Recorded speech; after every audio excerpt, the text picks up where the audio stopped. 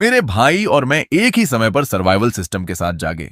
एक था decomposition system. मेरा छोटा भाई ब्लाइंड डीटी के सामने शो ऑफ करना चाहता था। उसने सबसे पहले डिकम्पोजिशन सिस्टम को बाइंड कर लिया। मेरे पास बस बचा हुआ सिस्टम लेने के अलावा कोई ऑप्शन नहीं था। लेकिन किसे पता था, सिर्फ 5 दिन बाद टेम्परेचर गिरकर -70 डिग्री हो जाएगा। पूरी दुनिया बर्फ और स्नो से ढक जाएगी। मैंने कॉपी सिस्टम पर भरोसा करके आखिरी दिनों में उसे और उसकी ग्रीन टी गर्लफ्रेंड को सपोर्ट किया। आखिरकार रेस्क्यू टीम आने तक समहाउ सरवाइव कर लिया। लेकिन उसी ने मौका देखकर मुझे फ्रोजन रिवर में धक्का दे दिया। भाई, मुझे ब्लेम मत करना। मैं ल्यू रुयान को फ्रीज नहीं होने दे सकता। वैसे भी तुम ज्यादा देर सरवाइव नहीं कर पाओगे, तो बेहतर है हमें फुलफिल कर दो। और फिर मैं वापस उसी दिन लौट आया जब सिस्टम अवेकन हुआ था। मेरा छोटा भाई पागलों की तरह रेप्लिकेशन सिस्टम छीनने लगा। मैं समझ गया, वो भी रीबॉर्न हो चुका है। भाई, बचपन से आपने मुझे लीड किया है। आप ये कॉपी सिस्टम मुझसे नहीं छीनोगे, है ना? बिल्कुल नहीं, तुम मेरे इकलौते भाई हो। सिंस तुम्हें कॉपी सिस्टम पसंद है, तो मैं बाकी वाला डिकम्पोजिशन सिस्टम ले लेता हूं। यह सुनकर जीबोहोंग ने राहत की सांस ली। उसकी आंखों में थकान की झलक थी। उसने तुरंत कंफर्म बटन दबाया। Replication system binding successful. बस टारगेट आइटम को टच करो और वही आइटम परफेक्टली रेप्लिकेट हो जाएगा। कोई कूल डाउन नहीं। सिस्टम की आवाज सुनते ही जीबोहोंग खुशी से उछल पड़ा। रेप्लिकेशन सिस्टम मेरा है। मैं उसे ठंडे चेहरे से नाचते हुए देखता रहा। पिछली जिंदगी में भी यही सीन उसके लिविंग रूम में हुआ था। हम दोनों ने एक साथ सिस्टम अवेकन किया था। उस वक्त जीबोहोंग ल्यू रोयान के सामने शो ऑफ करना चाहता था और बिना सोचे डिकम्पोजिशन सिस्टम चुन लिया। मुझे मजबूरी में रेप्लिकेशन सिस्टम लेना पड़ा। किसे पता था, सिर्फ 5 दिन बाद एक एक्सट्रीम कोल्ड डिजास्टर पूरी दुनिया में फैल जाएगा।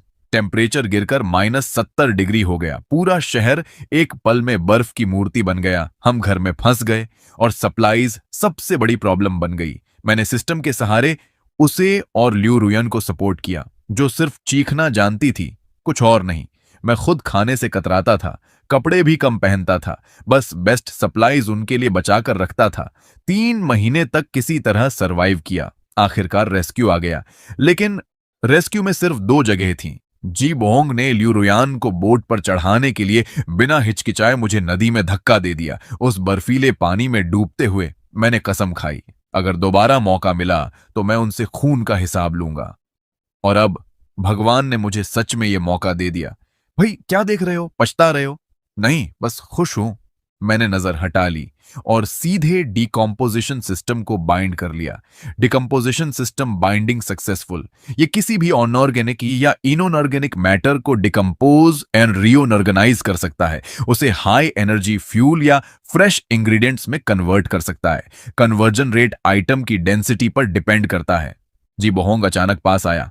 भाई, थोड़े पैसे उधार मिलेंगे? मैं लियो रोयान के साथ शॉपिंग जा रहा हूं, कैश कम पड़ गया। मैंने भौं उठाई। तुम्हारे पास रेप्लिकेशन सिस्टम है, फिर भी मुझसे पैसे? अरे, सिस्टम पावरफुल है, लेकिन अभी यूज करना नहीं आता। बस कुछ मील बैग्स खरीदने हैं। जब सिस्टम समझ जाऊंगा, 100 कॉपी करके बेच दूंगा, फिर इंटरेस्ट के साथ पैसे लौटा दूंगा। कितने चाहिए? 50,000। मैंने बिना कुछ बोले सीधे फोन निकाला और उसे पैसे ट्रांसफर कर दिए। मैसेज देखते ही वो मुस्कुराया। जब मैं दुनिया का रिचेस्ट आदमी बनूंगा, तुम मेरे ड्राइवर बनोगे। वो कार कीज लेकर निकल गया। दरवाजे तक पहुंचकर अचानक रुका। वैसे वेदर फोरकास्ट कह रहा है कि ठंड बढ़ेगी, कुछ रैग्स खरीद लेना। तुम्हारा डिकम्पोजिशन सिस्टम गार्बेज भी तोड़ सकता है। दरवाजा जोर से बंद हुआ। मेरे चेहरे की शांति तुरंत गायब हो गई। 5 दिन, बस 5 दिन बाकी हैं। मुझे हर सेकंड का इस्तेमाल करना होगा। मैंने तुरंत फोन उठाया। हेलो ब्रदर ली, मेरा डाउनटाउन वाला हाउस तुरंत सेल पर डाल दो। फुल कैश चाहिए। आज डील हो जाए तो मार्केट प्राइस से 3 लाख कम भी चलेगा। कॉल कट करते ही मैंने सारे लोन ऐप्स खोल दिए जहां से पेमेंट मिल सकती थी। सब जगह अप्लाई कर दिया। सिर्फ आधे घंटे में मेरे वी चैट में 1 मिलियन आ गए। दिल तेजी से धड़क रहा था। मैंने तुरंत बॉस जांग को कॉल किया। मुझे मिलिट्री ग्रेड इंसुलेशन चाहिए, 2 हाई पावर डीजल जनरेटर्स और 50 बैरल्स डीजल। आज ही डिलीवरी चाहिए। मनी कोई इशू नहीं। इस बार मैं एक perfect constant temperature safe house बनाऊंगा। 3 बजे एजेंट बायर को लेकर आया। 2 मिलियन में डील फाइनल हुई। मैंने तुरंत सबर्ब्स में एक विला विद बेसमेंट रेंट कर लिया। बेसमेंट की मोटी दीवारें, एक परफेक्ट रिफ्यूज थी। मैंने वर्कर्स बुलाए और ओवरनाइट रेनोवेशन शुरू कर दिया। वॉल्स पर 3 layers insulation, advanced air circulation system install किया गया। रात में जीबोहों का कॉल आया, भाई तुम कहां मर गए, घर का लॉक क्यों बदल दिया? मैंने हाउस बेच दिया। तुम पागल हो गए हो, मैं और ल्यू रुयान कहां रहेंगे? तुम्हारे पास रेप्लिकेशन सिस्टम है, होटल में रह लो, गोल्ड बार्स कॉपी करके पेमेंट कर देना। मैंने ट्राई किया, बहुत थकान होती है, गोल्ड कॉपी करने की ताकत नहीं है, ये तुम्हारी प्रॉब्लम है। मैंने कॉल काट दिया। अब पिछली जिंदगी में उसने मुझे 3 साल तक एक्सप्लॉइट किया था, इस बार मैं उसे कुछ भी फायदा नहीं लेने दूंगा। रात 10 बजे रेनोवेशन पूरा हुआ। पूरा बेसमेंट अब एक इंडिस्ट्रक्टिबल बंकर बन चुका था। अब अगला स्टेप सप्लाईज जमा करना। लेकिन मैं सुपरमार्केट नहीं गया क्योंकि फूड खत्म हो जाता है, लेकिन मेरा डिकम्पोजिशन सिस्टम एक एंडलेस रिसोर्स है। मैं पिकअप लेकर स्क्रैप यार्ड पहुंचा। बॉस, मुझे सारे वेस्ट प्लास्टिक और ओल्ड टायर्स चाहिए। वो मुझे पागल समझने लगा। इतना कचरा लेकर क्या करोगे? मैंने एडवांस फेंका, सब कुछ ट्रक में डालो। अगले 3 दिन मैंने पूरे शहर के स्क्रैप यार्ड साफ कर दिए। कपड़े, फर्नीचर, कंस्ट्रक्शन वेस्ट सब कुछ विल्ला में जमा कर लिया। पूरा यार्ड गार्बेज के पहाड़ में बदल गया। चौथे दिन शाम हल्की बर्फ गिरने लगी। टेम्परेचर तेजी से गिरा। न्यूज अभी भी लोगों को काल्म कर रही थी। ये बस नॉर्मल कोल्ड वेव है, लेकिन मैं जानता था ये अपोकलिप्स की शुरुआत है। मैंने वीचैट खोला। जी बोहोंग की पोस्ट थी। वो और ल्यू रुयान लग्जरी रेस्टोरेंट में बैठे थे। टेबल पर कैवियार और रोमने कॉन्टी था। कैप्शन, फॉलो मी और मजे करो। ल्यू रुयान का comment, dear you're the best, I love you. मैंने हंसते हुए लाइक कर दिया। उसे नहीं पता, हर रेप्लिकेशन उसके बॉडी की एनर्जी खत्म कर रही है। कल एक्सट्रीम कोल्ड आएगा और वो 10 मिनट भी सरवाइव नहीं कर पाएगा। अचानक विल्ला का डोर जोर से पीटा गया। मैंने सीसीटीवी खोला। जी बोहोंग और ल्यू रुयान बाहर खड़े थे। जी लिंगशुआन, दरवाजा खोलो। मैंने इंटरकॉम दबाया। यहां तुम्हारे लिए कोई जगह नहीं है। क्या बकवास है, घर बेचकर यहां छुप गए? ल्यू रुयान बोली, आप बहुत क्रूल हैं, वो आपके अपने भाई हैं। मैं हंस पड़ा जोर से। येलू शुआन, मैं उससे जलूं किस बात से? इस बात से कि वो बस एक आई स्कैन बनकर फ्रीज होने वाला है। जीबोहोंग गुस्से में बड़े आयरन डोर को लात मारता है। तू यहां जल रहा है, मैं अब एक गॉड बन चुका हूं रेप्लिकेशन सिस्टम के साथ। जब चाहूं पूरे शहर की मटेरियल्स कॉपी कर सकता हूं। मैंने धीरे से कहा, तो फिर एक स्टोव कॉपी करके बाहर आग सेंक लेना। मैंने स्टीमिंग कॉफी का कप उठाया और धीरे से एक एसआईपी लिया। जीबोहोंग का चेहरा जम गया। वॉकी टॉकी से आती उसकी आवाज में ड्रामा साफ सुनाई दे रहा था। पिछली जिंदगी में जो मेरा नौकर बना फिरता था और इस जिंदगी में जो हाउस बेचकर भाग गया, दोनों इमेजेस अचानक ओवरलैप हो गईं। सेफ हाउस पहले से तैयार, क्रेजी डोमेस्टिक स्टॉक पाइल। आखिरकार उसे समझ आ गया। तू भी रीबॉर्न हुआ है, उसने दांत पीसते हुए कहा, वरना मुझे गुस्सा मत दिला। दरवाजा खोल दे अभी। आगे चलकर मैं लग्जरी लाइफ जीऊंगा, तुझे भी सूप का एक एसआईपी दे दूंगा। अगर अभी भी जिद करेगा, जब एपोकलिप्स आएगा तब घुटनों पर गिरकर भी भीख मांगेगा तो कुछ नहीं मिलेगा। दफा हो जा। मैंने बस एक शब्द कहा और वॉक टॉक बंद कर दिया। जी लिंगसुआन, तू हरामी है, रुक देख लेना। बाहर से उसकी बेबस गालियां सुनाई दे रही थीं। मैंने सर्विलांस स्क्रीन पर देखा। वो गुस्से में ल्यू रुयान को घसीटते हुए ले जा रहा था। मेरी आंखों में कोई इमोशन नहीं था, बस 12 घंटे बचे थे एक्सट्रीम कोल्ड आने में। मैं बेसमेंट के कोने में गया।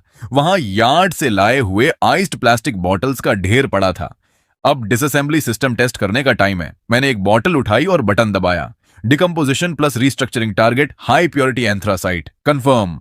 हल्की ब्लू लाइट के साथ सिस्टम एक्टिवेट हुआ। कुछ सेकंड्स बाद प्लास्टिक बॉटल की जगह ब्लैक एंथ्रासाइट कोल के टुकड़े पड़े थे। मैंने एक उठाया, सॉलिड, डेंस, परफेक्ट। मैंने उसे कास्ट आयरन फायरप्लेस में डाला। फ्लेम तुरंत जल उठी।